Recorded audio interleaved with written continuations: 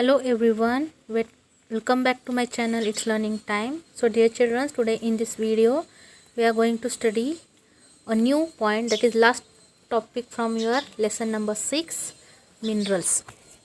So let's start. So let us study the definition of minerals. What is mineral? A naturally formed solid substance with a crystal structure.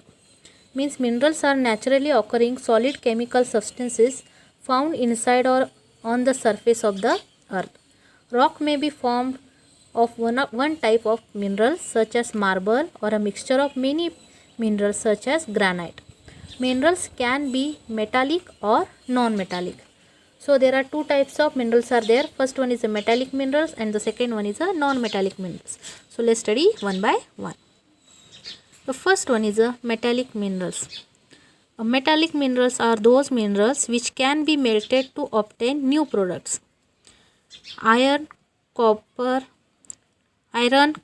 bauxite, tin, manganese are some examples of metallic minerals. These are generally associated with the igneous rocks. They are usually hard and have shines or luster of their own. They are ductile and malleable. When hit, they do not get broken. So, the metallic minerals contain metals. Rock containing these minerals are used to obtain metals and are known as ores.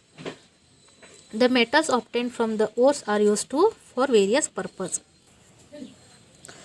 See here, ore is hematite and metal obtained is iron. Used manufacturing steel. The next part is non-metallic minerals. These are those minerals which do not contain metals. Coal, petroleum, mica, manganese, etc. are some important non-metallic minerals.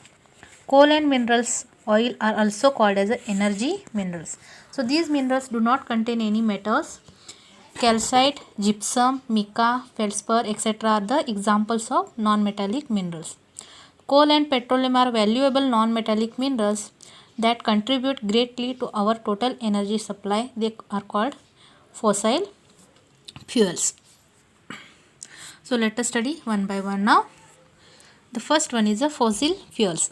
What do you mean by the fossil fuels? Fossil fuels are fuels produced by natural resources like anaerobic decomposition of buried dead organisms.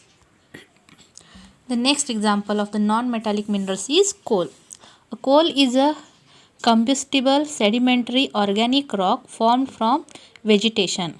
In other words, coal is a fossil fuel created from the remains of plants that lived millions of years ago. It is considered as a non-renewable source of energy because it takes too much time to form. So coal is a combustible black or brownish black sedimentary rock composed mostly of carbon and hydrocarbons. It is formed from the remains of plants that got buried deep inside the earth millions of years ago.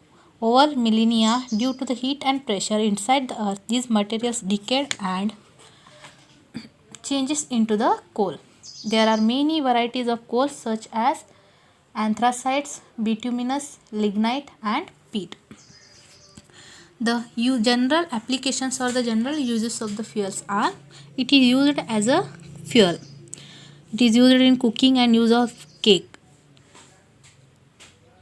Ethanol production, it is used in the coal tar, or it is used in producing electricity as well. It is used in the steam engines.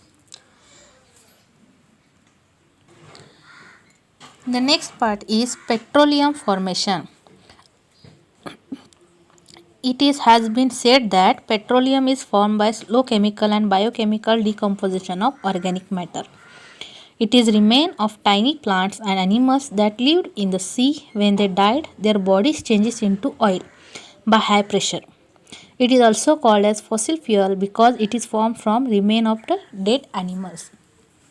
So petroleum is used as a fuel in vehicles. It is also used for cleaning clothes, for making lubricants, industrial waxes and printing ink and medicines, etc.